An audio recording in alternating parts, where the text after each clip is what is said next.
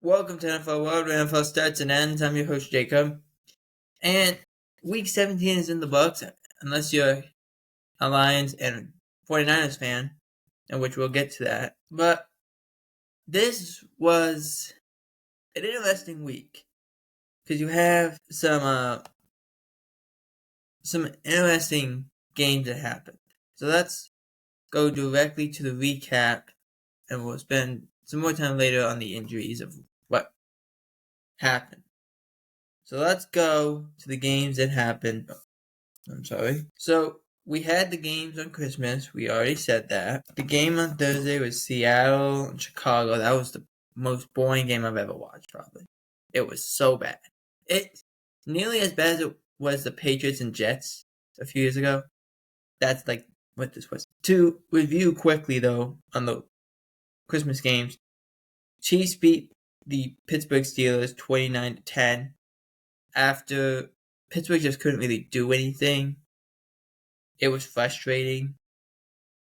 Now Kansas City has the number 1 seed, and it's going to make it makes it nearly impossible for Buffalo, and we'll get into Buffalo in a little bit, but I was impressed with how they didn't quit. They just kept playing, make it happen. The Ravens went against the Houston Texans, though, and they blew the doors off them. The score was 31-2. Surprisingly, this was not a score gun. I didn't know how that happened. When you have a performance like that, if you're the Houston Texans and you only score 2 points, yeah, not a good enough performance. Derrick Henry did a great job. Lamar Jackson was awesome. C.J. Stroud, Nico Collins, Joe Mixon, they were not a factor, and that can't happen. I don't care how good your team is, that cannot happen. The games on Saturday go.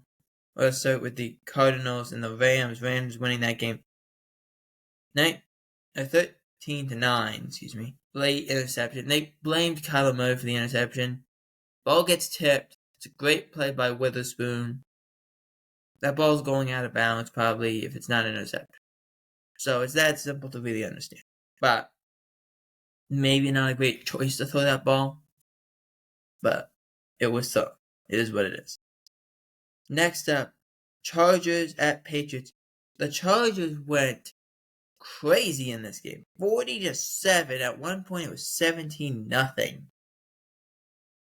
This was unreal. J.K. Dobbins was back. He was running. Couple great plays by Ladd McConkey. The shortest field goal, I believe, of the game. The longest field goal, of the Chargers was, I think, 38 yards. So it means they couldn't stop the Chargers at all. So I want to see a healthy Chargers team against a healthy Chiefs team in the playoffs. I think that'd be really interesting. Moving on to the games that happened on Sunday, let's talk about the Panthers at Bucks. Bucks get a little revenge here after losing to the Cowboys the week before, winning the game 48-14. Now giving them the NFC South crown at the moment. That's what they normally look like, the Bucks. They're going to move the ball. They're going to be efficient. They're going to not turn the ball over. Baker Mayfield, 5 touchdowns, no INTs. It's a good performance by Baker Mayfield. It's an unbelievable performance, actually. Mike Evans, 2 touchdowns. Made it happen. Make it happen. Now, I got to check something out for just 1 second. I'll be right back. Sorry about that. Okay. Now, everyone's also going to say the 1-yard touchdown. Okay? The touchdowns. Put 7 on the board. That's what matters. Yeah, Panthers just didn't stand a chance. And I'm sorry about the Panthers. I really am. Moving on to a team who also didn't have a chance, the Cowboys against the Philadelphia Eagles. The score is 41-7. Kenny Pickett played in this game. I think went 10 for 15. Had a touchdown. There was a turnover, but nothing crazy. Tanner McKee actually had to come in for relief. He had 2 touchdowns. Saquon Barkley got over 2,000 yards, becoming the 9th player to do that. So he needs 101 yards to catch Eric Dickerson against the Giants. I think he could do it if they play him. We'll see. He still says he still feels as good as he would start his season. Like he's He feels fresh. That his body is still in good shape at this point of the season. It's really impressive. And because of his workload. But I want to talk more about the Cowboys here. And it bleeds into our news portion a little bit too. And we'll jump back to it.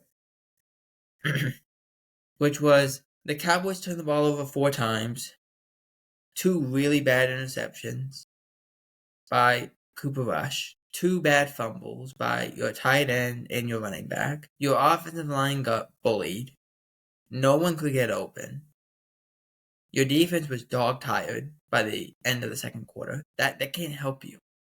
Kenny Pickett also had a rushing touchdown. I have to admit that as well. Those are things that is the reason if you are not a fan of bringing Mike McCarthy back, that's your game that you point to. And honestly, the way the team had played, I was like, okay, they could bring him back with an offensive coordinator or something. I don't think they can do that now. And I know I've kind of flip-flopped on this issue. I know I have. But that's the best game I can tell you. Mike McCarthy against good teams is not very good. When the team needs to be perfect, they can't be perfect. They can't coach well enough. They can't be smart enough. I don't even blame Mike Zimmer and his defense for this. I don't. Your defense gave up 17 points in the second quarter. You turned the ball over twice in the second quarter. 1 for a pick 6. That's not your fault. And your offense can't move the ball. The offense didn't move the ball outside of the 2 first quarter drives. They didn't move it. They took a 61-yard field goal late in the fourth quarter. That's what this offense is. They're not good enough. And the team's not good enough. And you can't bring him back if that's what's going to happen. Because he's not a good enough coach to offset the bad roster. He's just not. And that's kind of where you're at this moment in time. It definitely showed you need another wide receiver to help out. CeeDee Lamb, he's out for the year. Dak Prescott's out for the year. You're not a healthy team. I get that. But you need somebody to get open. Brandon Cooks just couldn't get open enough. Jalen Tolbert's not going to separate. Jalen Brooks is a young player who hasn't had a lot of snaps, but he's also not going to separate. Kevontae Turpin hasn't added that to his game yet. Jonathan Mingo and Ryan Flournoy are young players who are just trying to find their way. But that's not good enough for the group that you have. You got to be way better. And you're not. That's why you are where you are. Why you're going to finish with an under 500 record for the 4th time in 2 decades. You're just not good enough. And your ownership has to realize that. Because you can't compete with the Bucs on a consistent basis, the Rams on a consistent basis, the Eagles on a consistent basis, the Lions on a consistent basis, the Chiefs on a consistent basis. You can't. The Ravens on a consistent basis. The Bills on a consistent basis. You can't. You're just not good enough. And that was last year, but you made it. This is what is happening. And you got to fix it. Because otherwise, more outcomes like this are going to happen. Moving on to the Moving on to the Bills and Jets. Bills winning this game 40-14. This game was not that close. That score, I understand you say, well, the score is a big difference and all that stuff. No. At one point, it was 40-0. Aaron Rodgers sat down, didn't go in. Tyrod Taylor goes in, and then they score a touchdown. I'm not saying Tyrod's a better player. That's not fair. But this team is not good enough.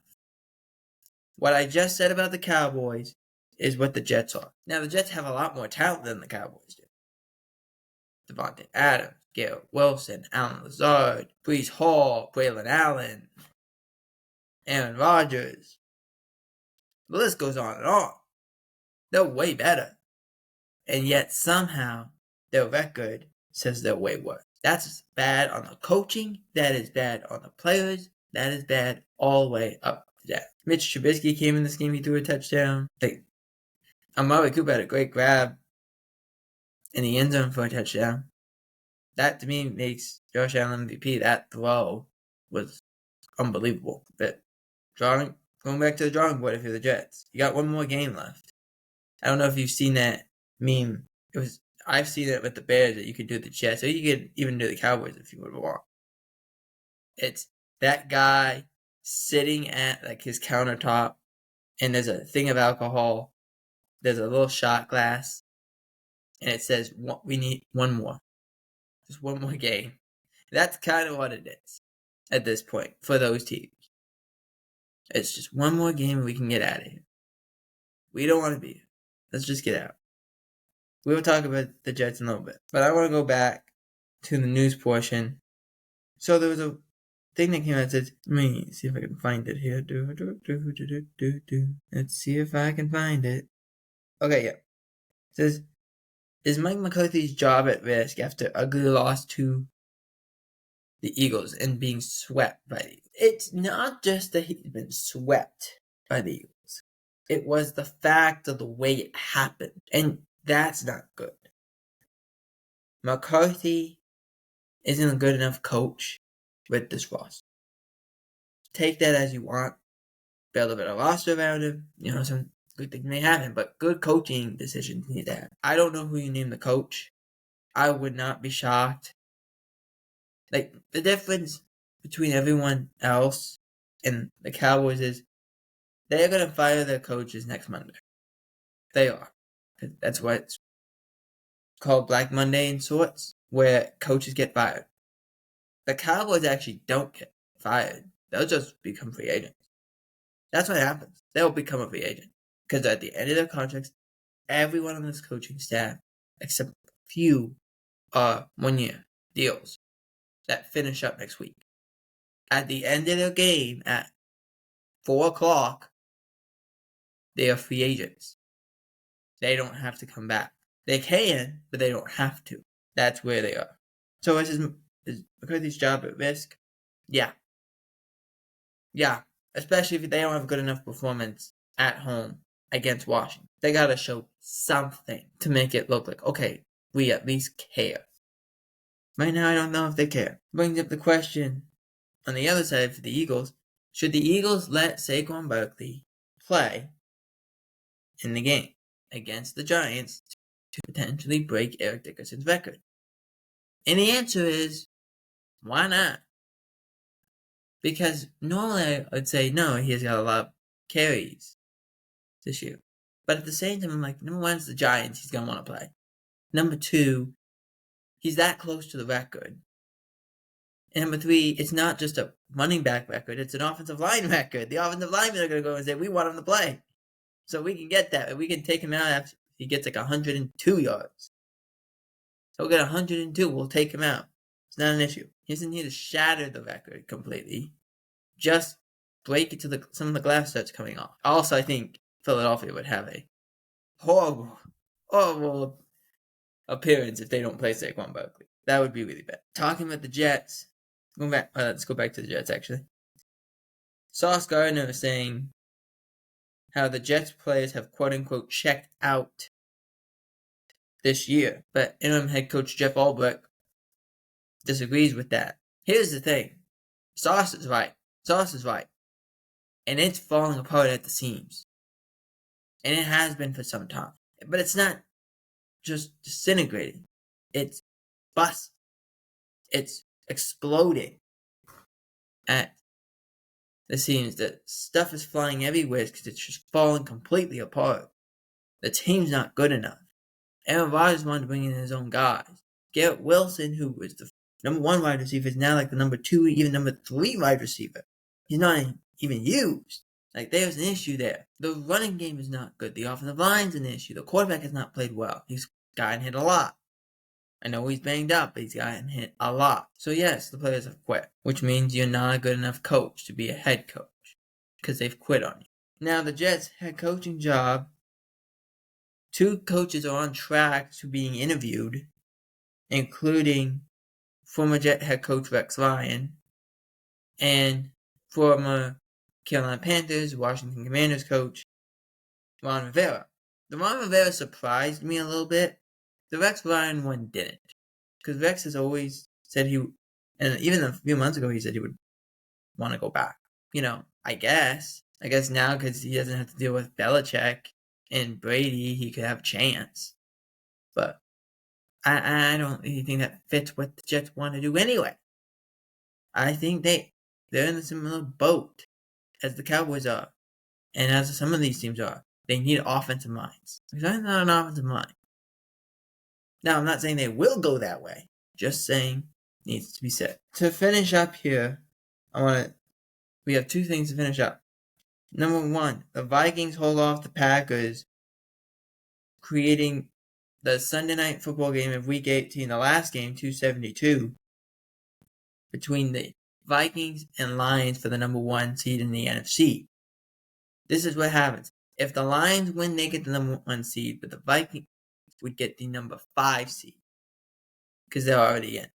But if the Vikings win, they move up to the number 1 seed. The Lions move down to the number 5 seed because the Lions need this bye. They're so banged up. They need this bye. So you hope it's the Lions, but also the Lions playing San Francisco, which I have Lions winning. You can predict the score in the comment section, but I have the Lions winning. Would also shut down the Eagles from essentially getting it, because even if the Lions lose to the Vikings next week, they would all have the same record as the Eagles, but the Vikings would get the number 1 seed because they have the tiebreaker over the Eagles, with the Vikings being Atlanta and Philadelphia losing to Atlanta earlier in the year. Now, the last thing I want to say, and this news came out on Friday. Greg Gumbel passed away at the age of 78 after a lengthy battle with cancer. And when I heard this, I almost didn't know how to react, because Brian Gumbel, his brother, and Greg were pioneers in this business. They've been doing this forever. Greg been doing this for 50 years for the NFL. As a studio host, he's worked on NCAA during the March Madness tournament. He was the host of NFL on CBS for a while, then became a broadcaster and going into the booth when he had Dan Dierdorf for many, many years, and now Rich Gannon for a few years, and a few others. And when we heard that he passed away, I was thinking back for two things. And one was a call, and one was a story. And I'll share them to you very quickly. The call that I have was the game Falcons vs. Broncos, 2012. Jacoby Jones, late in the game, his touchdown. It's probably Greg's best call as an announcer, and I encourage you to go and look at it. It's an unbelievable call. Broncos winning the game. Flacco's the quarterback. Ravens need a touchdown to tie and go into overtime.